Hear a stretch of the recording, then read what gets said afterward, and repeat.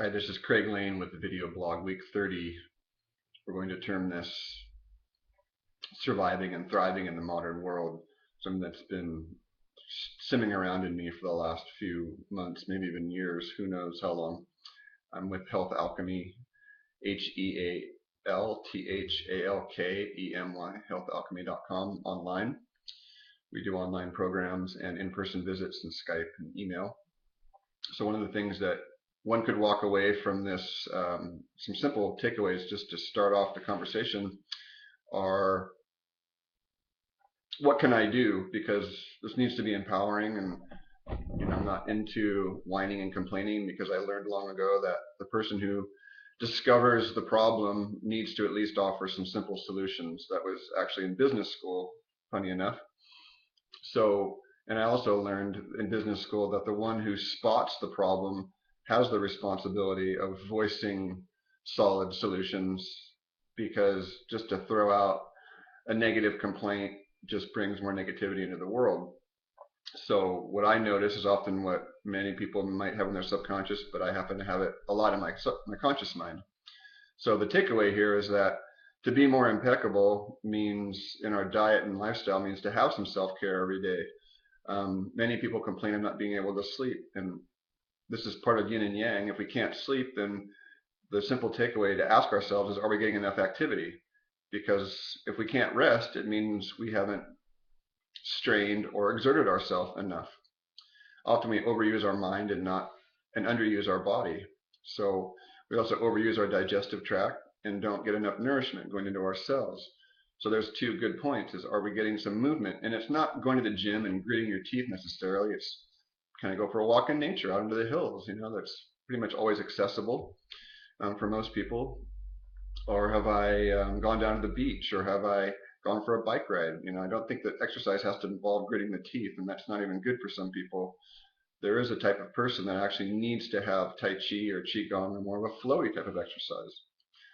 Um, Next point about self-care is, are we giving ourselves some quiet time too? We tend to undervalue the inner world here in the West, as I believe we have been conditioned to do. We look to the outer world for peace, satisfaction, and try and rearrange the pieces in the outer world, and completely neglect this whole vast universe inside of our consciousness. And so how much time do we spend just letting that be, as my teacher said and called it once, just simple sitting? It doesn't have to be called this woo-woo meditation or anything mystical. It's just, can we just sit with ourselves? And there's a great piece called The Invitation by Oriah Mountain Dreamer. And one of the lines in there is, basically, do you enjoy sitting with yourself? And if you don't, then why not? That's what I would ask and challenge each of you listening to this. Um, so that's next, is getting some silent time. That doesn't mean that going to sleep at night. It means sitting with yourself for 5, 10, 15, 20. I mean, that's what meditation sort of is at its core. Is just, you're just sitting and letting the pressure cooker build up in the beginning, at least, and then we often work through these layers and we find these nuggets sort of once all the layers have presented themselves and are seen by awareness. Next is, and most commonly thought of, is just diet. And diet is a whole vast universe in and of itself, where one can look at how they eat. I'm going to refer each of you to Mark David, who has a wonderful program called The Psychology of Eating, and he has some wonderful stuff on YouTube, and just orienting to other ways about how we eat, and thinking about what we're thinking about while we're eating, and are we chewing well enough, and are we, the whole slow food movement's another thing to think about. So chewing is the number one thing as far as the actual act of eating. Is we need to chew more slowly and more mindfully. Um, Next is, and primary is, what are we choosing, and from what place are we choosing what we're eating? Um, Very, very important to have in mind that we often make choices from a place of imbalance in our food, whether it's peer pressure or the microorganisms, since we are mostly microorganisms, and they do have a say in what we eat, because they eat and they go to the bathroom also. And what they go to the bathroom in is inside our body. and they can manipulate us. There is no doubt in my mind about that. So what do yeast love? They love sugar. And what do certain other things love? They love things that aren't good for us necessarily, but feed them. And I have a saying, what we do not digest into our own cells digests us, and we begin to rot from the inside out. So the empowering thing here is that once we turn the corner, our bodies will make balance very quickly. So the impeccable food choice is that there's a couple of pretty solid no-nos in my world now, and that's to really examine our wheat intake. And anything that's ground into a flour should be examined. Oil intake, really any vegetable oil needs to be questioned outside of sesame or olive. There's a few others in there, but really for those who want to walk away with some practical, we have butter, coconut oil. You can find organic lard or animal fat to cook with. That's great. Ghee, which is clarified butter. Palm oil is great. If you can get, you want virgin unrefined oils basically, and then also olive, sesame. If you can find a unrefined peanut oil, that's great to cook in. If you have a lot of toxicity and liver issues, then you should probably not cook in oil, but just eat oil raw and have lots of it. Hemp oil is great, hemp seed oil, flaxseed oil. There's a great oil by Vega called Vega Antioxidant Oil. It's fantastic. And then really looking at our overall carbohydrate intake is another thing that many of us just take for granted, and we snack on carbohydrates. So to survive and thrive in the modern world, that's another thing. Why do I say these things? Is I'm going to go talk about at the end, but to finish this off, as far as we have a food plate, a plate of food, then 60% of that plate needs to be vegetables, and that's not a thing that can be really compromised. And we can get some of that in juice, but we need those fibers from vegetables too. And overall, we need twice as many vegetables as fruits. I think that we all need superfood tonics and or raw food supplements and herbs to survive and thrive in the modern world. And that's a whole other thing about just seeing someone at a visit. But there's a few that are sort of overall well to take, and that's milk thistle is great to help your liver. And Schisandra berry is another great one that can't cause much harm, just as a self-prescribing thing. And then licorice is a real easy one, and cinnamon. They're kind of easy, and a lot of the berries that you see around the planet are also great. A probiotic, if you're just doing kefir or yogurt, that's a good source of probiotic, and some sauerkraut. Many of you who know me know that beet kvass, Kvass, is an excellent tonic for the digestive system. But raw sauerkrauts are another great way to get some probiotics in your belly, and I believe in taking a probiotic also.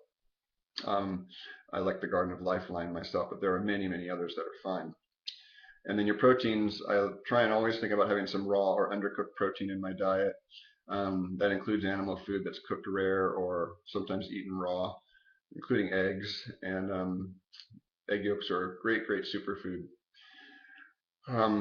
Now on to why am I saying this? Because I believe that we need more minerals, more B vitamins in general than any time in the past. And we need a lot of trace minerals that we're just simply not getting. And then I say this because we have exposure to things that in my world there's no debate about, but there's still people still deliberate about, and that's the chemicals in the atmosphere, often termed chemtrails.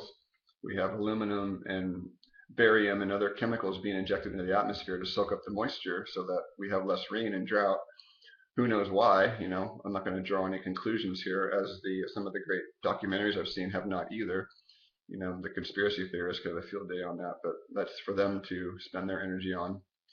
But it is a fact, and it is something that we have to deal with. There's also fungal life forms falling from the sky in these chemtrails too that are potentially causing Morgellons and other strange syndromes in people. So fungus is another thing that we have to deal with. Just in general, that's sort of an epidemic.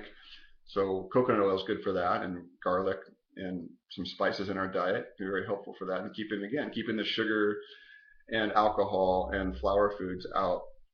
Really being careful with mainly flour foods and bad oils, especially anything oil that wasn't on my list mentioned earlier should be kept out of the diet. Then we're also dealing with various forms of radiation in our lives that are unprecedented.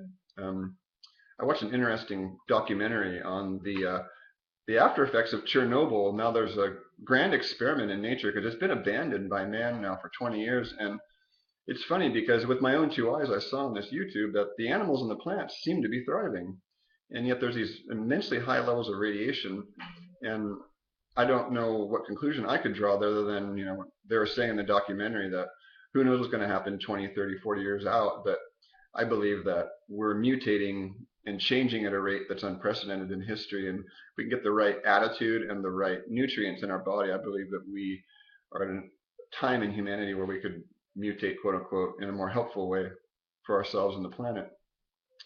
So there's other forms of radiation though that are debatably not so good for us. These are the smart meters here in the States, and we're dealing with Wi-Fi signals crossing through homes and cell phone towers, and radiation from Fukushima, of course, is traversing the globe along with what was left of Chernobyl and other things. We have air pollution at an all-time high, debatably, and the list could go on and on and on. Not to mention the chemicals in our food and the GMOs that we need to consider that are also in our food supply, the genetically modified organisms that are injected in gene therapy and gene splicing. It's not necessarily something that I would recommend.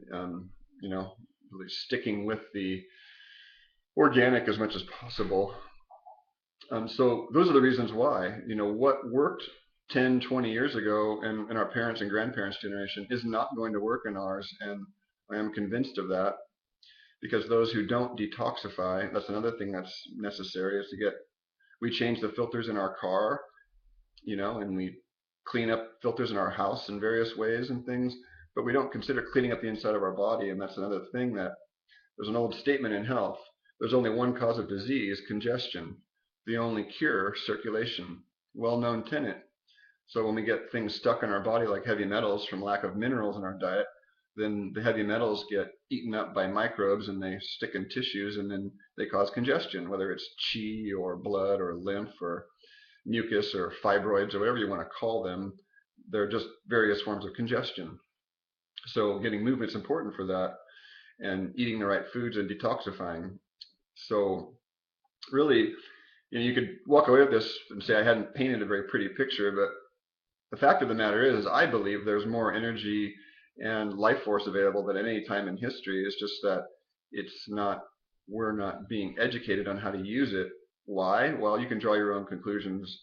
That's not for me to state here, nor to bring fear into the world. I'm bringing these solutions here of surviving and thriving in the modern world is possible. And I believe if we sit in silence more often, the bullet points, get more movement that we want to do, not that someone says we should do because of peer pressure.